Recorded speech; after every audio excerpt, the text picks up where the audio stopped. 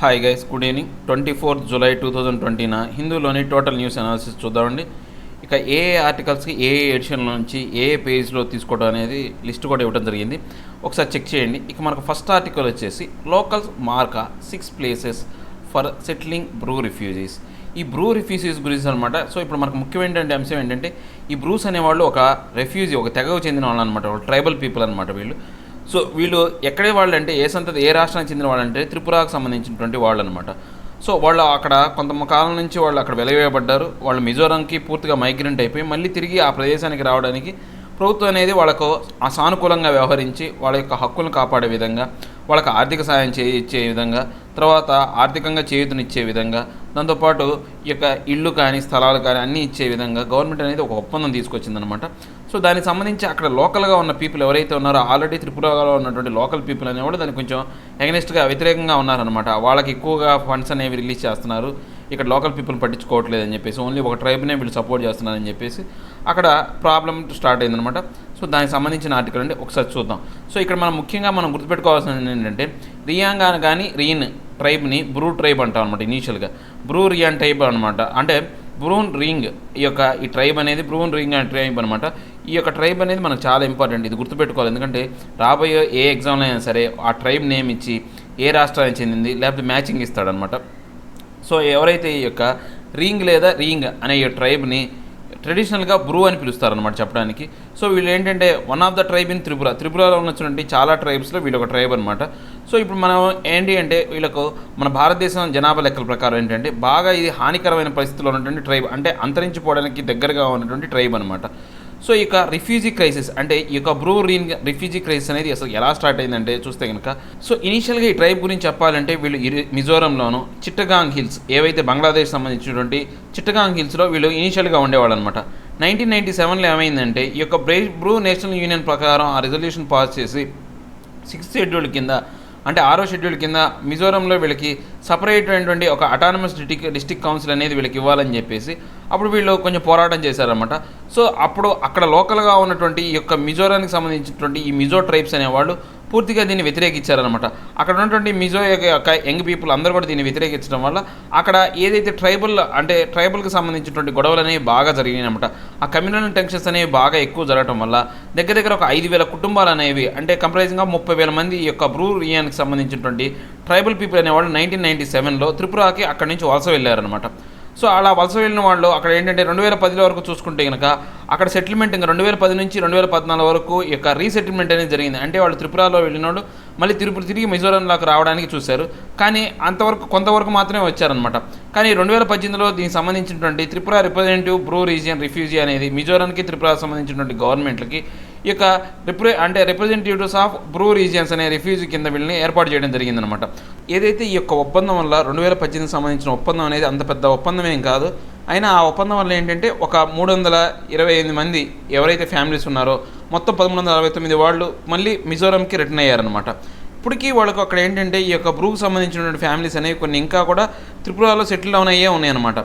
ఇక 2020కి సంబంధించి క్వాడ్రిపార్టైట్ ప్యాక్ట్ అనే దాన్ని ఒకదాన్ని ఏర్పాటు చేశారన్నమాట. ఈ ప్యాక్ట్ ఎవరెవరికంటే యూనియన్ గవర్నమెంట్కి, తర్వాత గవర్నమెంట్ ఆఫ్ మిజోరంకి, స్టేట్ గవర్నమెంట్ ఆఫ్ త్రిపురకి, ఈ మూడింటికి జరిగినటువంటి యొక్క ఒప్పందంలో ఏంటంటే 2020లో జనవరిలో జరిగిన ఒప్పందం అనమాట. దీని ప్రకారం ఏంటంటే ఈ యొక్క బ్రూ ట్రైబ్స్ ఎవరైతే ఉన్నారో దగ్గర 34,000 బ్రూ ట్రైబ్స్ రిఫ్యూజీస్ ఎవరైతే ఉన్నారో వాళ్ళని త్రిపురలోనే ఉండే విధంగా ఈ యొక్క గవర్నమెంట్ అనేది ఒక ఒప్పందం చేసుకుందనమాట. దీనికి సంబంధించి 600 కోట్ల రూపాయలు అనేది త్రిపురకి వాళ్ళకి ఏదైతే ఉందో రీహాబిలిటేషన్ అనమాట, పునరావాసం కల్పించడానికి 600 కోట్ల రూపాయలు అనేది కేంద్ర ప్రభుత్వం ఇచ్చే విధంగాను ఈ బ్రూ ఫేసెస్ సంబంధించి.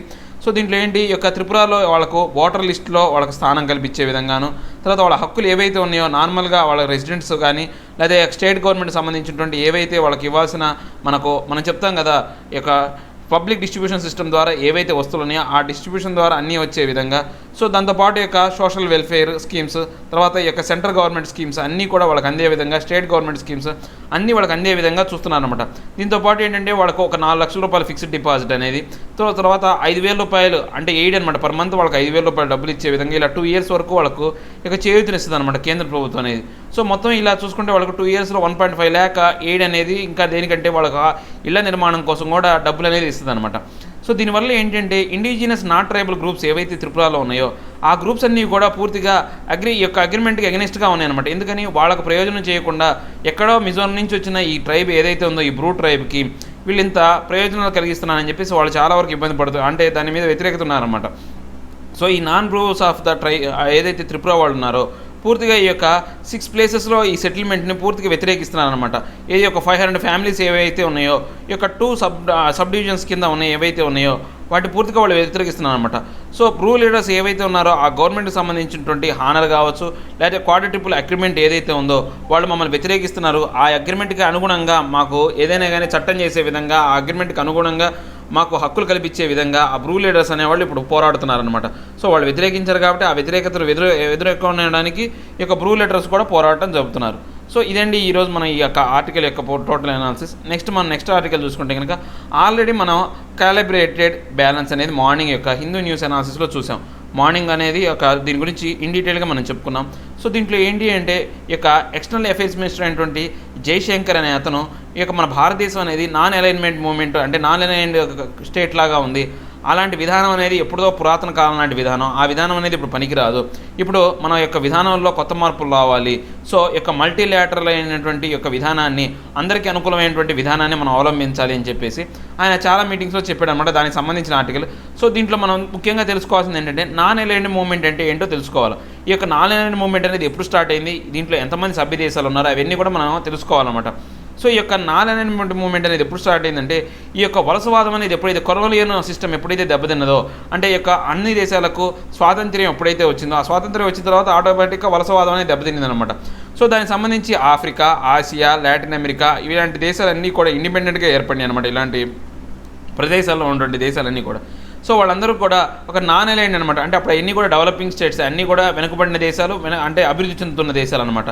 సో ఈ యొక్క అభివృద్ధి చెందుతున్న దేశాలన్నీ కూడా ఏంటంటే అప్పుడు జరిగినటువంటి కోల్డ్ వార్ ఏదైతే ఉందో యుఎస్కి రష్యాకి జరిగినటువంటి కోల్డ్ వార్లో వాళ్ళు పాల్గొనడానికి అవకాశం లేని, అంటే ఆర్థికంగా వాళ్ళకి సపోర్ట్ చేయదనమాట. సో అలాంటి సమయంలో వాళ్ళు ఏం చేశారంటే తటస్థమైనటువంటి యొక్క విధానాన్ని నాన్ అలైన్డ్ మూవ్మెంట్ అనేది తీసుకొచ్చారనమాట. సో ఈ యొక్క చూసుకుంటే ఇది ఎప్పుడు స్టార్ట్ అయిందంటే ఈ కాన్ఫరెన్స్ అనేది ఎప్పుడు స్టార్ట్ అయిందంటే బ్యాండంగ్ కాన్ఫరెన్స్ అంటాం. ఈ బ్యాండంగ్ కాన్ఫరెన్స్ 1955లో జరిగింది. ఆ కాన్ఫరెన్స్ ప్రకారం ఏర్పాటు చేయడం జరిగిందనమాట.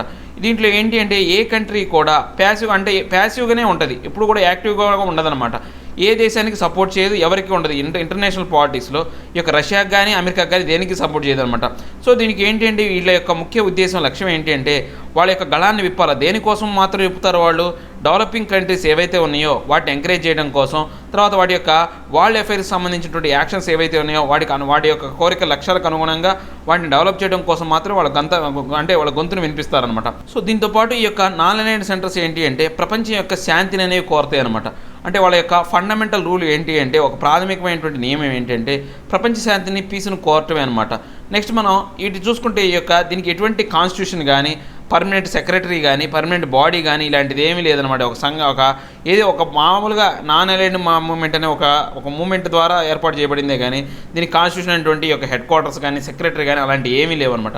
సో దీంట్లో ఏంటంటే 10 ప్రిన్సిపల్స్ అనేవి ముఖ్యంగా దీనికి కట్టుబడి ఉంటారనమాట. ఈ యొక్క నాన్ అలైన్డ్ కంట్రీస్ దగ్గర 100 కన్నా ఎక్కువ దేశాలు అనేవి దీంట్లో నాన్ అలైన్డ్ దగ్గర 123 కంట్రీస్ అనేవి ఉన్నాయన్నమాట. సో దీంట్లో ఏంటంటే వీళ్ళు హ్యూమన్ రైట్స్కి వాళ్ళు గౌరవం ఇస్తారు. తర్వాత ఇంకా ఏమైతే ఉన్నాయో క్యారెక్టర్ అంటే చార్టర్ అయినటువంటి యునైటెడ్ నేషన్ ఏవైతే ఉందో ఆ ప్రిన్సిపల్స్ కట్టుబడి ఉంటారనమాట. అంటే అప్పుడు ఐక్యరాజ్య సమితి అనేది ఏర్పడింది, ఏవైతే ప్రిన్సిపల్స్ ఉన్నాయో వాటికి కట్టుబడి హ్యూమన్ రైట్స్కి ఎక్కువగా ప్రాధాన్యత ఇస్తారనమాట. దీంతోపాటు సోవర్నిటీ, నెక్స్ట్ టెరిటోరియల్ ఇంటిగ్రిటీ వాటికి సంబంధించి వాళ్ళు ఎక్కువగా ప్రాధాన్యత ఇస్తారు, వాళ్ళు గౌరవం ఇస్తారనమాట.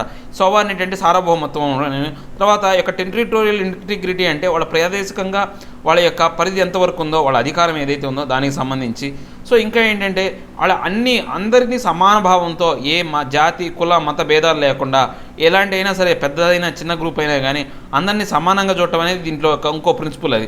తర్వాత ఇంకా ఏంటంటే నాన్ ఇంటర్ఫియరెన్స్, ఏది వేరే వాళ్ళ యొక్క ఇంటర్నల్ అఫైర్స్లో, ఒక దేశం యొక్క ఇంటర్నల్ అఫైర్స్లో ఇంకోటి కలగజేసుకోకపోవడం, ఇలాంటి అన్ని అంశాలు కూడా ఈ 10 అంశాలు అనేవి లిస్ట్ అవుట్ చేయడం జరిగిందనమాట. సో ఇవి కూడా ఒకసారి మీరు చెక్ చేయండి, చాలా ఇంపార్టెంట్, ఒకసారి చూడండి. సో ఇలాంటి అన్ని అంశాలు ఏంటి అంటే అందరికీ ఆమోదయోగ్యమైనటువంటి విధానం ఉండే విధంగానే ఈ 10 పాయింట్స్ అనేవి ఉన్నాయన్నమాట.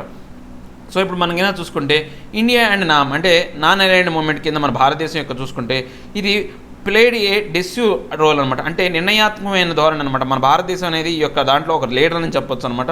పూర్తిగా ఇది ఫౌండింగ్ అనమాట. దీన్ని యొక్క మొదలుపెట్టింది నాన్ అలైడ్ మూవ్మెంట్ మొదలుపెట్టింది ఫౌండింగ్ మెంబర్ ఎవరంటే మన ఇండియానే. సో దీని ప్రకారం ఏంటంటే వీళ్ళు ఏంటంటే 1970 వరకు మన భారతదేశం అనేది యుఎస్ఎస్ఆర్తో ఎక్కువగా అంటే రష్యాతో ఎక్కువగా స్నేహపూర్వక సంబంధం ఉంది. మనం అక్కడి నుంచి చూసుకుంటే కనుక 2000 వరకు మనం చూస్తే యుఎస్తో బాగా సత్సంబంధాలు ఉన్నాయన్నమాట. ఇప్పుడున్న పరిస్థితుల్లో మనకు జయశంకర్ ఏం చెప్పాడంటే ఈ యొక్క రిస్క్ అనేది ఉంది. మనం ఇంతకుముందు ఏదైతే పురాతనమైనటువంటి బైగాన్ ఎరాకు సంబంధించినటువంటి ఈ యొక్క నాన్ అలైన్డ్ మూవ్మెంట్ అనేది బైగాన్ ఎరాకు సంబంధించింది. సో ఇప్పుడు మనం ఏవైతే మనకు కొన్ని రిస్క్ ఏవైతే ఉన్నాయో ఆ రిస్క్ అనేది ఏంటి, connectivity, maritime security, terrorism, climate change, ఇలాంటి సమస్యలు మనం పరిష్కరించుకోవాలి అంటే మనం కొత్త విధానాన్ని అవలంబించాలి. అది ఎలా ఉండాలంటే మల్టీలాటరల్గా ఉండాలన్నమాట. సో మనం ఇంకా ఈయన ఏం చెప్పాడు, మనం ఏ దేశంతో కూడా అలయన్స్లోకి వెళ్ళాం, కానీ మనం ఇప్పటికీ వెళ్ళాం నుంచి కూడా ఆయన చెప్పాడు అనమాట. సో ఏ దేశంతో మన అలయన్స్ అనేది ఉండదు, జస్ట్ మనం ఎలా ఉంటామంటే అందరితో అనుకూలంగా ఉంటామని చెప్పాడు. సో ఇప్పుడు మనకు భారతదేశం అనేది చాలా వరకు అన్ని దేశాలతో సఖ్యంగానే ఉంటుంది. యుఎస్తో మనకు మంచి రిలేషన్స్ ఉన్నాయి. తర్వాత రష్యాతో మంచి డిఫెన్స్ మ్యాటర్ సంబంధించి ఈ మధ్యకాలంలో మన వాడి యొక్క ప్రయాణాలు రాజ్నాథ్ సింగ్ వెళ్ళి రావడం కావచ్చు, లేకపోతే ఈ యొక్క చైనా, రష్యా, తర్వాత ఇండియాకి సంబంధించిన ట్రైలేటర్ మీటింగ్లో మన భారతదేశం సంబంధించిన జయశంకర్ పాల్గొనడం కావచ్చు. యూకేతో, జపాన్తో మనకు రిలేషన్స్ బాగున్నాయి. అంటే యూరోపియన్ యూనియన్ కంట్రీస్తో జపాన్తో మనకు రిలేషన్స్ బాగున్నాయి. అంటే ఈ మిడిల్ పవర్స్ అనమాట. దాంతోపాటు ఈ యొక్క ఏదైతే ఉందో మన యూరేషియా ఏరియా కావచ్చు, లేకపోతే సెంట్రల్ ఏషియా ఏదైతే ఉందో అంటే Iran, Saudi Arabia, Arab countries ఏవైతే ఉన్నాయో, ఇజ్రాయెల్, అలాంటి దేశాలతో కూడా మనం అన్ని రకాలుగా మనకు మంచి సంబంధాలు ఉన్నాయన్నమాట. సో మనం అన్ని దేశాలతో అన్ని రకాలైనటువంటి మనం మైత్రిని ఏర్పరచుకున్నాం కాబట్టి ఇది నాన్ అలైన్డ్ మూవ్మెంట్ కన్నా మంచి విధానం అని చెప్తున్నాడు ఈ యొక్క ఆర్టికల్ వర్షన్లో. అంటే ఈ యొక్క ఆధార్ వర్షన్లో చాలా మంచి విధానమే. కాబట్టి ఏంటంటే ఈ యొక్క విధానాలు అనేవి సిచ్యువేషన్ బట్టి మారిపోయే అవకాశం ఉంటుందన్నమాట. ఎప్పుడైనా సరే ఒక అంశం అనేది ఆ సిచ్యువేషన్ బట్టి దానిలో మార్పులు వచ్చే అవకాశం ఉంది. సో సిచ్యువేషన్కి అనుగుణంగా దేశాలన్నీ కూడా వ్యవహరించాలని చెప్తున్నారు. సో ఇక మన ఇంతటితో ఆర్టికల్ డిస్కషన్ అయిపోయిందండి. ఇక నెక్స్ట్ ఆర్టికల్లో చూస్తే కనుక సుప్రీంకోర్టు ఏం చేసిందంటే రాజస్థాన్ స్పీకర్ ఏదైతే ప్లీ అడిగాడో అంటే ఈ యొక్క హెచ్సి ప్రొసీడింగ్స్ సంబంధించి స్టే ఇవ్వమని చెప్పేసి ఈ యొక్క రాజస్థాన్ స్పీకర్ ఒక పిల్ దాఖలు చేశాడు. ఏది సుప్రీంకోర్టులో హైకోర్టు సంబంధించిన ప్రొసీడింగ్స్ని పూర్తిగా ఆపేయాలని చెప్పేసి. సో దానికి సంబంధించిన ఆర్టికల్ అంటే ఇప్పుడు రాజస్థాన్లో ఉన్నటువంటి ఈ యొక్క రాజకీయపరమైనటువంటి అనిశ్చితికి సంబంధించిన ఆర్టికల్ ఇది. సో దీంతో పాటు ఇక్కడ అశోక్ గెహ్లోట్ ఏమంటున్నాడు అంటే నాకు ఫుల్ మెజారిటీ ఉంది, నేనే సీఎంగా కంటిన్యూ అవుతానని. ఇది రాజస్థాన్ సంబంధించింది. తర్వాత ఇంకో ఆయన ఎవరు అజయ్ మ్యాకన్ అనే అతను ఏం చెప్తున్నాడంటే కాంగ్రెస్కి కంఫర్టబుల్ మెజారిటీ అనేది ఈ యొక్క రాజస్థాన్లో ఉందని ఆయన చెప్పుకుంటూ వస్తున్నాడు అనమాట.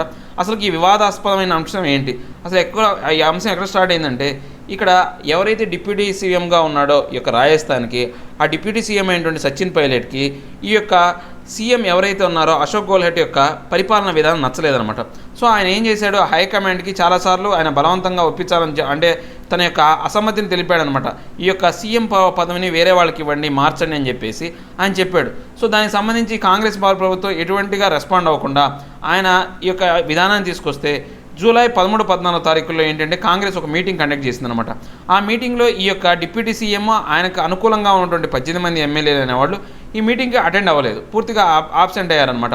సో దీనివల్ల ఏమైంది, ఈ యొక్క పార్టీ మీటింగ్ అవడం వల్ల సో ఆ యొక్క స్పీకర్ ఎవరైతే ఉన్నారో రాజస్థాన్ సంబంధించిన స్పీకర్ మీరు ఎందుకు రాలేదు, దీనికి సంబంధించి మీకు వాళ్ళకి అంటే ఎందుకు రాలేదని ఒక షోకాజ్ నోటీస్ అనేది యాంటీ డిఫెక్షన్ లా తరపున వాళ్ళకి పంపించాడనమాట. సో ఈ యొక్క యాంటీ డిఫెక్షన్ లా తరపున ఆయన ఎప్పుడైతే పంపించాడో అప్పుడు ఏమైంది, ఈ యొక్క స్పీకర్ వాళ్ళకి యాంటీ డిఫెక్షన్ లా కింద పంపించాడు. తర్వాత ఏమైంది, ఈ 19 మంది ఎమ్మెల్యేలు ఏం చేశారంటే మేము ఆ యొక్క కాంగ్రెస్ పార్టీ నుంచి వేరే పార్టీలోకి మారే ఉద్దేశం లేదు.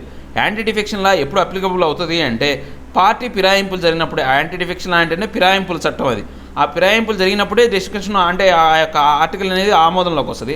కానీ మేము ఆ యొక్క ఫిరాయింపులు చేయనప్పుడు మీకు ఈ లా కింద మాకు ఎలా మీరు నోటీసులు జారీ చేస్తారు, మేము ఆ యొక్క కాంగ్రెస్ ప్రభుత్వంలో ఉన్నటువంటి ఎవరైతే అధికారంలో ఉన్నటువంటి వ్యక్తికి వ్యతిరేకమే కానీ పార్టీకి వ్యతిరేకం కాదని చెప్పేసి వాళ్ళు హైకోర్టును ఆశ్రయించారనమాట. సో దీనికి సంబంధించి ఈ యొక్క 10th షెడ్యూల్లో ఉన్నటువంటి ఈ యొక్క యాంటీ డిఫెక్షన్ లాకు సంబంధించి వాళ్ళు ఏంటి జూలై 17వ తారీఖున వరకు అంటే ఈ యొక్క ఏది స్పీకర్ ఏం చెప్పాడో వాళ్ళకి నోటీస్ ఇస్తూ జూలై 17వ తారీఖు లోపల మీరు వివరణ ఇవ్వాలని కూడా అడిగాడనమాట. సో ఈ యొక్క 19 మంది ఎమ్మెల్యేలు జూలై 16వ తారీఖున హైకోర్టును ఆశ్రయించారు. సో దాని తర్వాత ఏం చెప్పిందంటే హైకోర్టు ఏం చెప్పింది అంటే కొంతవరకు వాళ్ళకి రిలాక్సేషన్ ఇవ్వండి, అంటే ఆ యొక్క డేట్ డెలివరీ టైం ఏదైతే ఉందో దాన్ని కొంచెం పెంచండి, అని చెప్పేసి ఈ యొక్క నెక్స్ట్ సుప్రీంకోర్టు యొక్క ఆర్డర్స్ వచ్చేంత వరకు కూడా ఈ యాంటీ డిఫెక్షన్ లా మీద ఎప్పుడైనా సరే పూర్తి వివరణ అనేది సుప్రీంకోర్టు ఇచ్చేంత వరకు కూడా కొంతకాలం మీరు వెయిట్ చేయాలని చెప్పిందనమాట. సో ఈ యొక్క వెర్డిక్ట్ ఏదైతే ఉందో దానికి సంబంధించి ఆ స్పీకర్ మళ్ళీ ఈ యొక్క సుప్రీంకోర్టులో కేసు ఫైల్ చేశాడు. ఏమని, ఎప్పుడైనా సరే ఈ యొక్క డిస్క్వాలిఫికేషన్ కానీ ఏవైనా కానీ స్పీకర్ తీసుకున్న నిర్ణయాన్ని ఏ చట్టసభల్లో కూడా మనం దాన్ని అక్కడ స్పీకర్కి ఒక ప్రత్యేకమైన అధికారాలు ఉన్నాయని మనం చెప్పుకున్నాం లాస్ట్ క్లాసెస్లో. దాని ప్రకారం ఏంటంటే ఏ స్పీకర్ ఇచ్చినటువంటి యొక్క ఏది ప్రొసీడింగ్స్ ఆయన యొక్క చట్టసభలో ఆయన చేసిన ప్రొసీడింగ్స్ని ఏ చట్టాల్లో కూడా మనం క్వశ్చన్ చేసే అధికారం లేదనమాట. దాని ప్రకారం ఏం చెప్పిందంటే సుప్రీంకోర్టు అనేది ఈ యొక్క హైకోర్టు ఆర్డర్ని స్టే ఇచ్చింది. హైకోర్టు ఆర్డర్ని స్టే ఇచ్చి ఆయన ఏవైతే చేస్తాడో దాన్ని మాత్రం మనం ఆపకూడదు అని చెప్పేసి వాళ్ళు ఒక తీర్పు ఇచ్చారనమాట. సో ఈ యొక్క కేసుకు సంబంధించి సుప్రీంకోర్టు ఏం తీర్పు ఇచ్చిందంటే హైకోర్టు అనేది సుప్రీంకోర్టు ఇంతకుముందు కిహోటో హొలహన్ అనే కేసులోని అంటే కిహోటో హొలహన్ వర్సెస్ జిచిలుహు అనే 1972 కేసుని అవమానపరిచే విధంగా అంటే ఆ యొక్క కేసులో సుప్రీంకోర్టు అనేది ఒక రకమైన తీర్పు ఇస్తే దానికి భిన్నమైన తీర్పు అనేది ఇప్పుడు హైకోర్టు ఇచ్చిందనమాట. సో ఆ యొక్క హైకోర్టు తీర్పును కొట్టేస్తూ సుప్రీంకోర్టు ఏం చేసిందంటే ఈ యొక్క స్పీకర్ కావచ్చు, చైర్మన్ కావచ్చు, వాళ్ళ యొక్క చట్టసభలో వాళ్ళు తీసుకునే నిర్ణయాన్ని ఎక్కడా కూడా మనం క్వశ్చన్ చేయకూడదు అనమాట. అది పర్మిసిబుల్ కాదు, క్వశ్చన్ చేయడం అనేది పర్మిసిబుల్ కాదు. సో తర్వాత ఏంటి, interference would not also be permissible at interlocutory stage of the proceedings. So దీనివల్ల ఈ యొక్క చట్టం ద్వారా ఈ యొక్క ఆర్టికల్ ద్వారా ఏదైతే ఉందో అంటే ఈ యొక్క స్పీకర్ యొక్క అధికారాన్ని ఉపయోగించుకొని ఈ యొక్క సుప్రీంకోర్టు ఏం చేసిందంటే హైకోర్టు ఇచ్చిన తీర్పు ఏదైతే ఉందో దాన్ని పూర్తిగా కొట్టేసిందనమాట. సో ఇప్పుడు ఏమైతే ఉందో ఆ యొక్క నోటీసులు ఎమ్మెల్యేలకు వెళ్ళిన నోటీసులు అనేవి ఫైనల్ డిటర్మినేషన్ సంబంధించి ఆ యొక్క డెసిషన్కి సంబంధించి క్వాలిఫికేషన్ అంతా కూడా ఈ ప్రొసీడింగ్స్ అన్నీ కూడా ఇంకా కంప్లీట్ అవ్వలేదన్నమాట. సో ఇప్పుడు ఇలాంటి సమయంలో ఎస్సీ అనేది ఈ యొక్క యాంటీ డిఫెక్షన్ నోటీస్ సంబంధించి డెసిషన్ తీసుకోవడం అనేది కరెక్ట్ కాదు అని చెప్పేసి సుప్రీంకోర్టు చెప్పింది. సో ఇప్పుడు ఈ యొక్క రిఫ్యూజ్డ్ అంటే ఈ యొక్క SC refuse speakers plea to post the HC from deciding on the validity of notice. అంటే ఇప్పుడు ఇంకా ఏం చేసింది, ఒక విషయంలో మాత్రం సుప్రీంకోర్టు హైకోర్టుతో ఆమోదించిందనమాట. ఏ అంశానికి సంబంధించి అంటే హైకోర్టు అనేది వాళ్ళకి ఒక డెడ్ లైన్ కొంచెం వ్యాలిడిటీ పెంచాలని చెప్పేసి అడిగిందనమాట. ఆ వ్యాలిడిటీకి సంబంధించిన అంశాల్లో ఈ యొక్క సుప్రీంకోర్టు అనేది హైకోర్టుకు సంబంధించి దాంట్లో ఏమి జోక్యం చేసుకోలేదనమాట. అది ఓకే చట్టబద్ధమైంది, అలా వాళ్ళకి ఎక్స్టెండ్ చేయడం అనేది కరెక్టే అని చెప్పేసి ఈ విషయంలో మాత్రమే హైకోర్టుని సుప్రీంకోర్టు సపోర్ట్ చేసిందనమాట. సో ఇంతటితో ఆ డిస్కషన్ అయిపోయిందండి. ఇక మనం నెక్స్ట్ చూసుకుంటే నెక్స్ట్ ఏంటంటే కొమెట్ అంటే ఏంటంటే తోకచుక్క అనమాట. ఈ తోకచుక్క ఏంటి అంటే నియోవైజ్ అనే యొక్క తోకచుక్క ఏదైతే ఉందో అది ఇప్పుడు కాస్మిక్ ఫోటో ద్వారా మనకు ఈ యొక్క విశ్వంలో కనపడింది అనమాట. దీన్ని నాసా వాళ్ళు ఫోటో తీశారనమాట. ఇది యాక్చువల్గా ఏంటి అంటే ఇది ఒక తోకచుక్క. ఈ తోకచుక్క అనేది జనరల్గా ఒక 6,000 సంవత్సరాలకు ఒకసారి ఫామ్ అయ్యే తోకచుక్క అనమాట. దీన్ని నాసా వాళ్ళు ఫోటో తీయడం జరిగింది. సో దానికి సంబంధించిన ఆర్టికల్ అనమాట. దీన్ని ఈ యొక్క నియోవైజ్ అనే యొక్క తోకచుక్క గురించి మనం కనుక చూస్తే కనుక ఫస్ట్ దీన్ని చూస్తే ఇది జూలై 3, 2020లో ఇది మనకు యొక్క ఆకాశంలో కనపడింది అనమాట. సో ఇది ఏంటంటే సూర్యుడి వైపు ట్రావెల్ చేస్తూ ఉంటుంది. ఈ సూర్యుడి వైపు ట్రావెల్ చేసేటప్పుడు దాని చుట్టూ ఏవైతే ఉన్నాయో ఆ గ్యాసెస్ కావచ్చు, ఆ హీట్కి ఏమవుతుందంటే అదంతా కూడా బాగా ప్రకాశవంతంగా కనపడుతూ ఉంటుంది అనమాట. ఇది 6,800 సంవత్సరాలకు ఒకసారి ఫామ్ అవుతూ ఉంటుంది.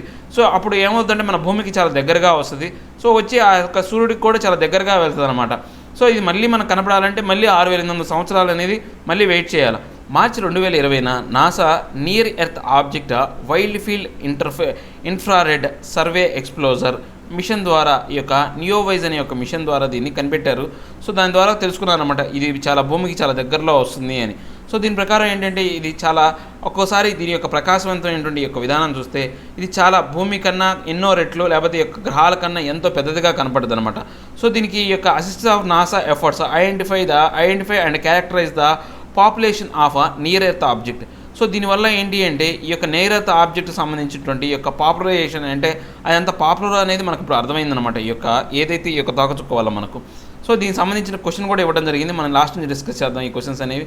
సో నెక్స్ట్ ఈ కామెంట్స్ అంటే ఏంటి అంటే ఈ తోకచుక్కల గురించి మనం ఏమైనా తెలుసుకుంటే ఈ తోకచుక్కలు అనేవి ఈ యొక్క snowballs of the frozen gas and rocks అంటే వాటి చుట్టూ ఏంటంటే గ్యాస్, రాక్, డస్ట్ అవన్నీ కూడా ఉంటాయి అన్నమాట.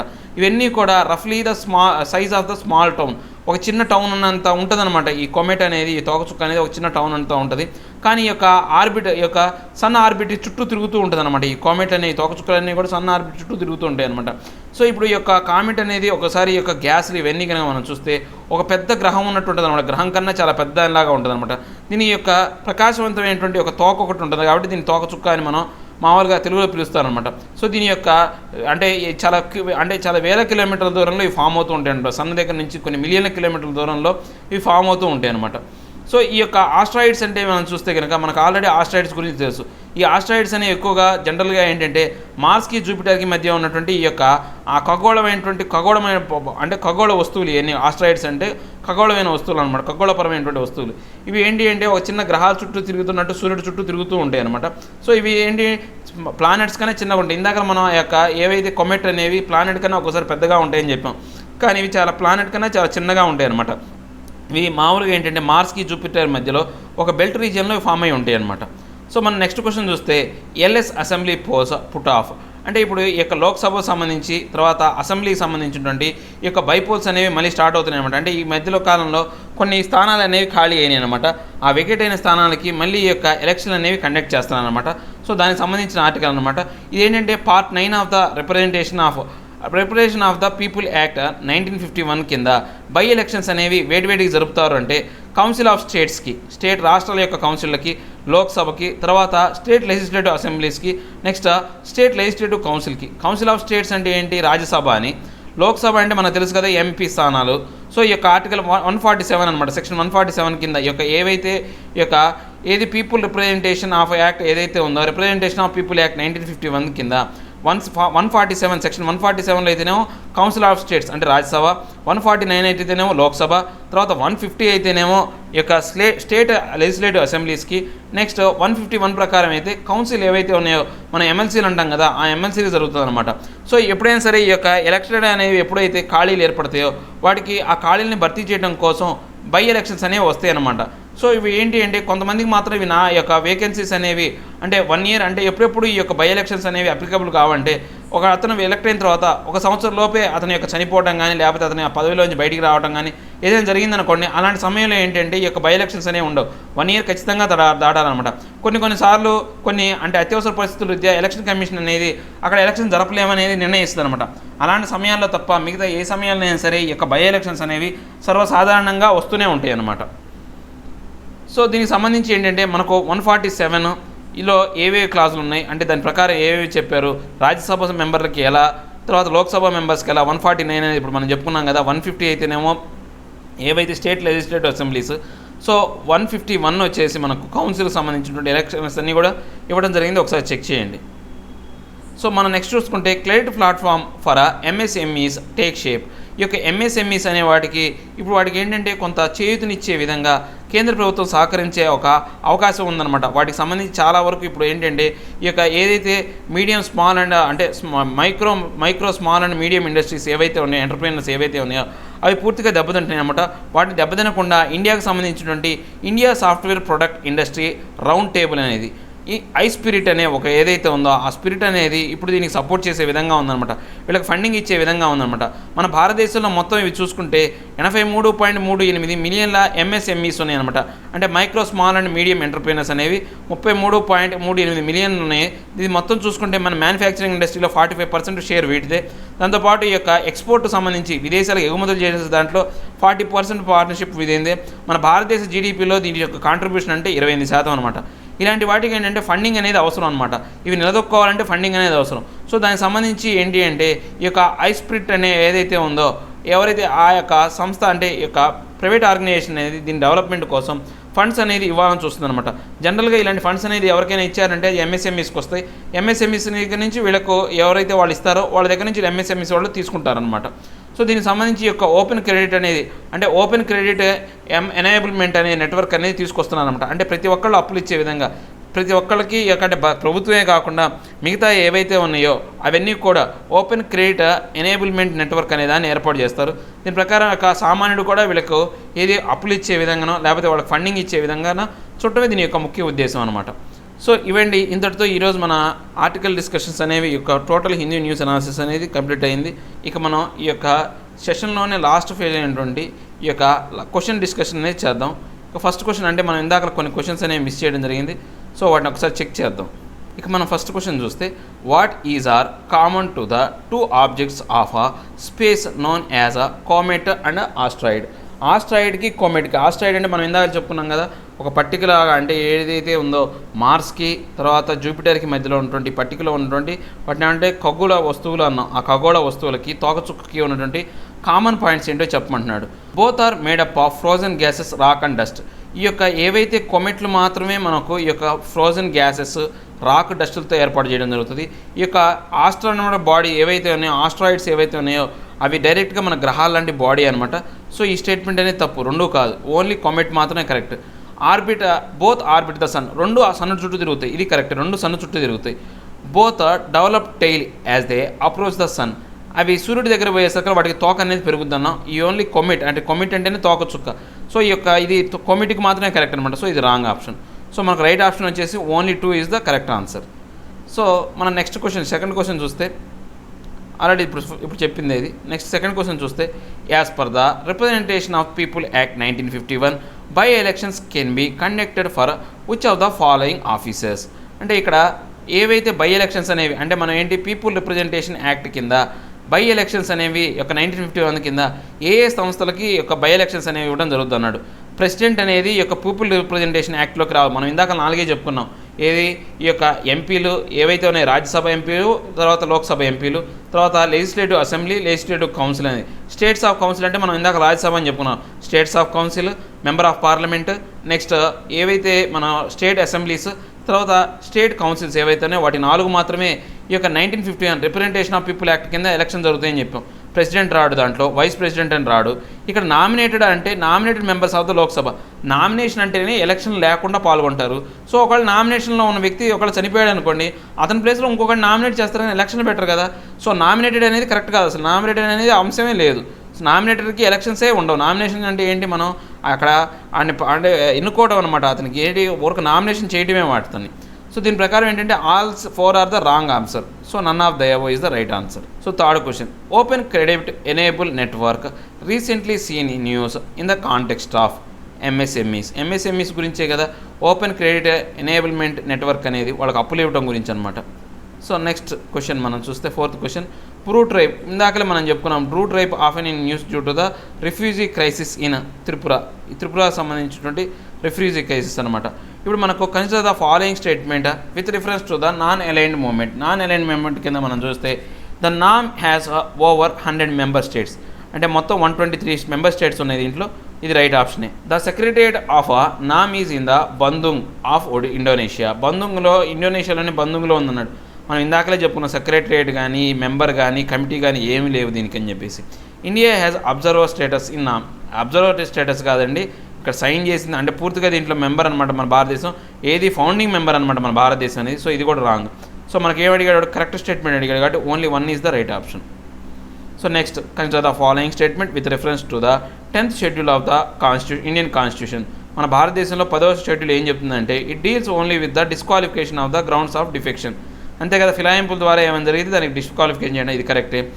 On any question regarding disqualification of members under the schedule the decision of the prime minister shall be final. Prime minister కాదు, ఇది స్పీకర్ డెసిషనే ఫైనల్ అవుతుంది కానీ ప్రైమ్ మినిస్టర్కి సంబంధం లేదు. స్పీకర్ ఎవరైతే ఉంటారో, ఏ చట్టసభకు సంబంధించినటువంటి స్పీకర్ ఆ చట్టసభలో ఓకే.